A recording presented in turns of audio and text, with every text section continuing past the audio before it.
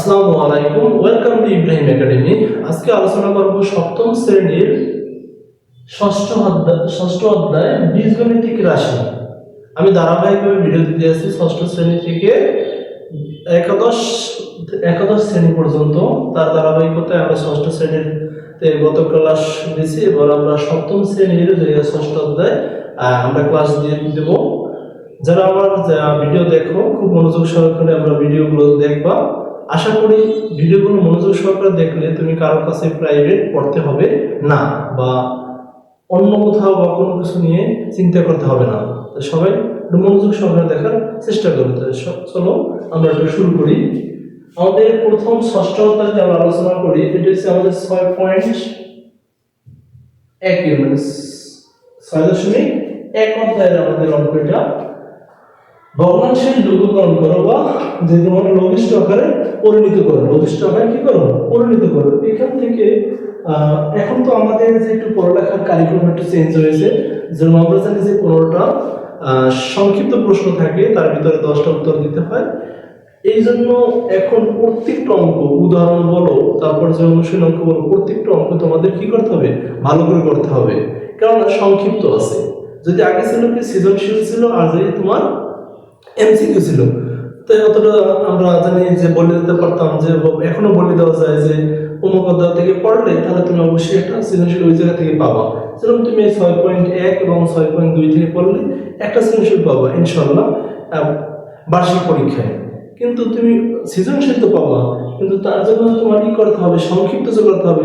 সংক্ষিপ্ত করার জন্য তোমার A to Z সবগুলোই শিখতে হবে খুব মনোযোগ সহকারে। তাহলে আমাদের মেইন বুকের যে প্রথম যে 1 নম্বর যে অঙ্কটা ছিল, ওই আলোকে আমি উদাহরণগুলো করাই দিচ্ছি, তারপর ধারাবাহিকভাবে আমি তোমাদের ভিডিওগুলো অঙ্কগুলো দিয়ে থাকবো। চলো আমরা প্রথম অঙ্কটা দেখি। আমাদের বলছে কি যে 4a² bc divide by 6abc একে লঘিষ্ঠ আকারে পরিণত করো। লঘিষ্ঠ আকারে পরিণত যদি আমরা করতে যাই, তাহলে আমাদের সূত্রে কি করতে হবে? 4a² bc divided 6bc b² c। তাহলে আমাদের দেখতে হবে এই জায়গা থেকে যদি কমন যদি কোনো কিছু যায় তাহলে তো ভালো। আমরা এখন আমাদের দেখি 2 গুণ 2, আমাদের a আছে কয়টা? দুইটা, a ইনটু a, b আছে একটাই, c একটাই। আর এটা আমরা ভাঙাইতে পারি 2 গুণ 2 গুণ 2 যদি আমরা এরকম যদি আমরা করি, তাহলে 2 গুণ 4, 4 দ্বিগুণ কত? 8। কিন্তু আমার এতে কত? 6 বানাতে হবে। তার জন্য আমাদের কি করতে হবে? যে 3 দ্বিগুণে 6, a আছে একটাই, তারপর b আছে দুইটা, b স্কয়ার, এর জন্য দুইবার। আমরা জানি কি স্কয়ার থাকা মানে দুইবার, কিউব থাকে তিনবার, এরকম আমরা করে থাকি। তাহলে আমাদের 2 2 কাটাকাটি যায়, a কাটাকাটি যায়, b b কাটাকাটি যায়, c c কাটাকাটি যায়। এখন আমাদের উপরে কি রয়েছে? উপরে রয়েছে 2a, নিচে রয়েছে আবার 3b। এইটাই হচ্ছে আমাদের উত্তর। আশা করি সবাই বুঝতে পারছো। এবার তার ধারাবাহিকতায় আমি এক্সাম্পলটা রাখছি। 2 নম্বর এক্সাম্পলটা আমরা করব। এই আমাদের অঙ্ক ছিল যে 2a² প্লাস 3ab ডিভাইড হচ্ছে 4a² মাইনাস b²। এখন আমরা যারা সূত্র পারি যে a² মাইনাস b² এর সূত্র আমাদের যে খুব গুরুত্বপূর্ণ একটা ভূমিকা রাখবে, যে a² মাইনাস b² সূত্র। যদি কারো সূত্রের সমস্যা থাকে তাহলে তো তারপর যদি আশা করি সূত্রের সমস্যা করে একটা সূত্র দেখো, এখন এই মুহূর্তে অঙ্কটা তুমি পারবা। যদি তুমি মনে করো যে সূত্রগুলো পারতেছো না, তাহলে বলো, আমি অবশ্যই সূত্রগুলো একটা ভিডিও নিয়ে দেব। আচ্ছা দেখো, a² minus b², a² minus b² সূত্র কি? a plus b into a minus b, এইটাই আমাদের সূত্র।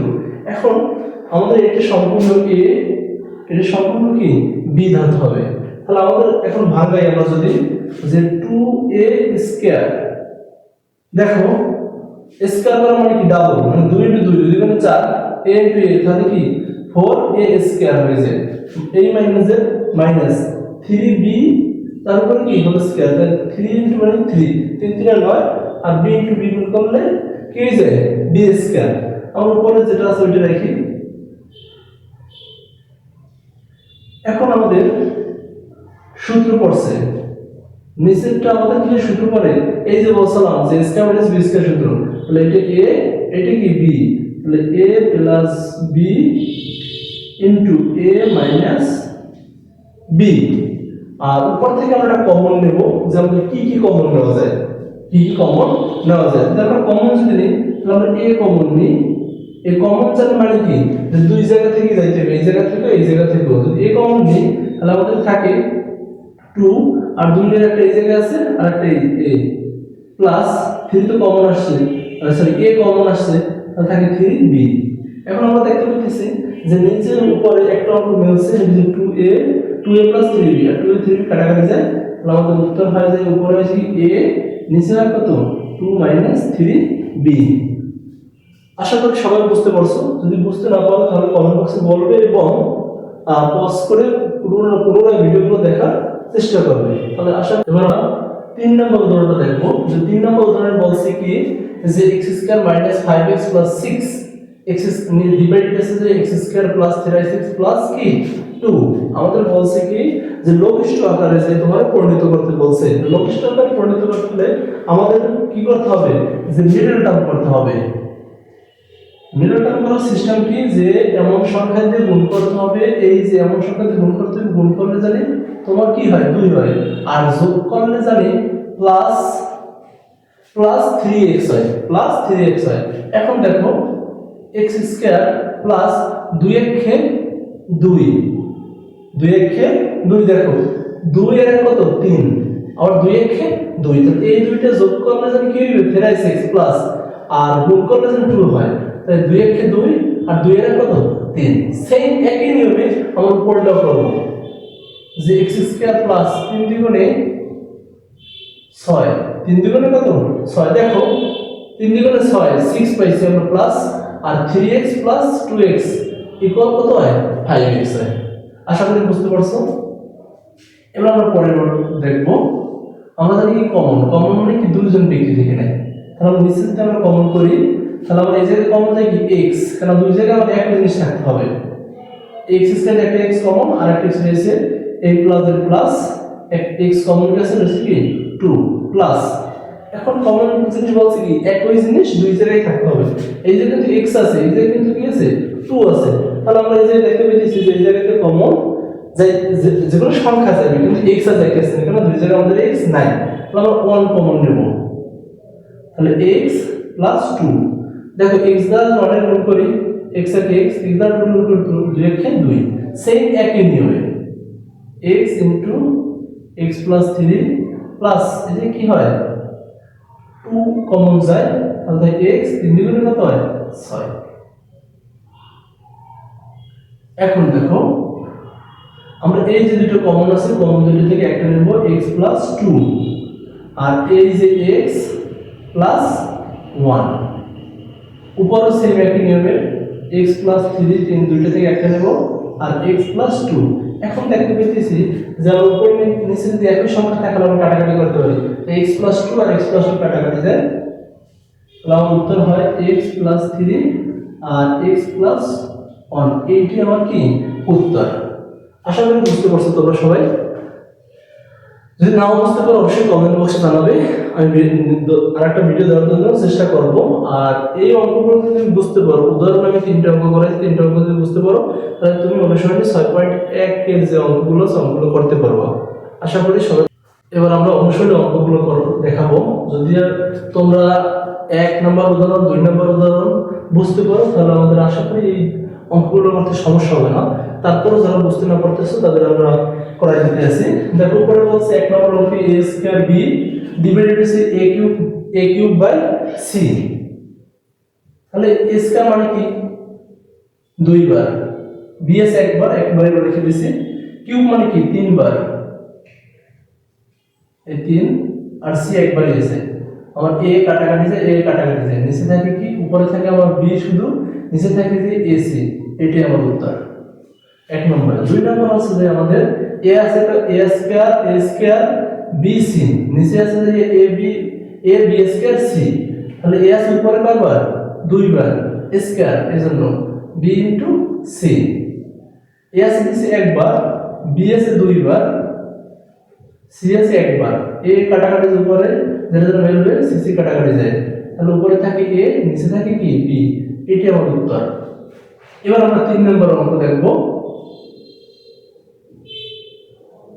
যে 3 নম্বর অঙ্কে আমাদের বলছে কি যে উপরে আছে যে সব কিউব, নিচে আছে কি সব স্কয়ার।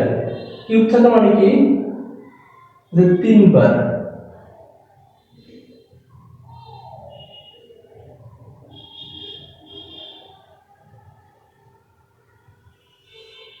আর স্কয়ার থাকা মানে 2 বার।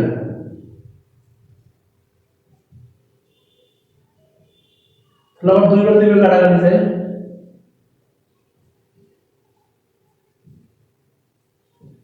তাহলে আমাদের উত্তর থাকে কি উপরে x y z। কারণ আমরা জানি নিচের কোনো আর নিচের যে অংশ যে থাকে 1 থাকে 1 এর কোনো, আমরা 3 নম্বর অঙ্ক দেখছি। এখন আমরা 4 নম্বর অঙ্ক দেখব, যে উপরে বলা আছে x square plus x divided আছে x y প্লাস y। আমরা দেখতে পাইতেছি যে এখানে x টা x কমন যায়, থাকে x প্লাস, তার মানে x কমন গেছে, তাহলে কোন সাদা কমন কি 1। উপর থেকে নিচ থেকে, নিচ থেকে উপর, নিচ থেকে আমাদের কমন যায় y, থাকে কি y, সরি x থাকে প্লাস প্লাস, আর y কমন গেছে, কোন থেকে লেখা মানে কি 1। আমাদের x প্লাস 1 x প্লাস কাটাকাটি যায়, উত্তর থাকে x বাই y। এটি হচ্ছে আমাদের কি উত্তর, 4 নম্বর উত্তর। এবার আমরা 5 নম্বর দেখি। 5 নম্বর বলছে কি 4a square, 4a square b divided হচ্ছে 6a কিউব b। তাহলে আমরা কি করব, 2 গুণ 2, আর a স্কয়ার মানে 2 বার, a ইনটু a, b একটাই আছে, আবার 3 দ্বিগুণে 6, a 3 বার আছে মানে কিউব,